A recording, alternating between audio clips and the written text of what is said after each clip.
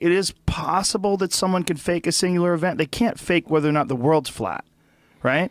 Like that, to me, is the scariest one. That there's so many people out there that believe the world is flat because you could literally see the curvature of the Earth from a plane. I mean, you can get to parts of you look at the images from the space station where they circle the moon, or they circle the Earth, rather. I mean, there's many satellite images of the Earth in its entirety, you know, and one of the things that the argument was how come every photograph of the Earth is a compilation of photographs? Well, because they're all taken from 300 miles up. The Earth is huge. Yeah, here's way bigger than 300 miles. Yeah, you have to take compilations. Mosaic it. Yeah. You have to. That's the only way to get images except of the for the Earth. Apollo photo. The Apollo 17 coming back has the Earth. That's the famous one that has Africa and Antarctica in view. It's the full Earth. Very few full Earths. It's very hard to get a full Earth single photo.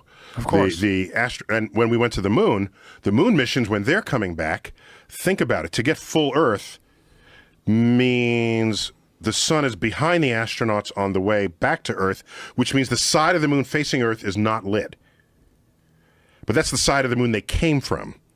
So they want to visit the moon while it's sunlight there. They don't want to need flashlights when they get to the moon. So if they visit the moon while there's sunlight, Earth, the view of Earth at that time will not be full.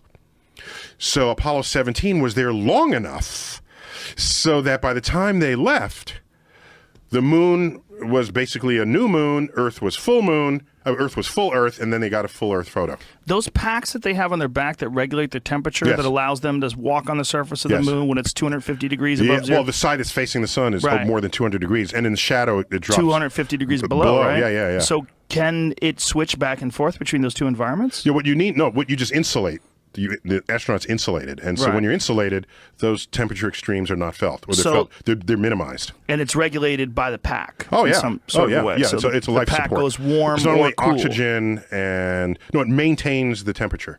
But it's capable, obviously, of warming and cooling. In the face of what's going on. It maintains the temperature. That's how you need to think about it. Okay, so regardless of it's not that it's cooling one side of you and chilling the other and heating the other side. Right. It's maintaining a temperature for you. And when you are in space, like say when they're doing a spacewalk, like on the space station, same thing. Same thing as being on the surface of the moon. Because there's no atmosphere. On Earth, you are in this cocoon, dare I say, of atmosphere. So all the air in this room is the same temperature. Because the air can communicate a difference in temperature to itself, equilibrating it across the whole room. Right. If you don't have air, then your temperature is measured by where's the energy coming from that's hitting you. And if the sun is hitting you, all that energy will be raising your temperature, and the side of you that's not facing photons, that temperature will drop. So you could survive it if you put yourself on a rotisserie. Figure out the right rotation rate. And even then, you'd have to spin pretty quick in order to balance it all out. I have to calculate that. Yeah, you have to figure out what the right rate is.